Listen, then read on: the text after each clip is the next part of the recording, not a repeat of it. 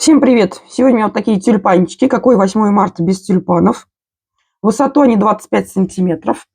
Сейчас раскрою и покажу один тюльпан. Там есть пестик и тычинки.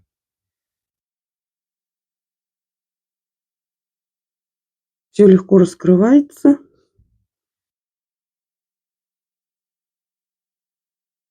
Вот так это все выглядит. Можно оставить и раскрытым, в раскрытом виде. И вот такой тюльпанчик раскрытый будет.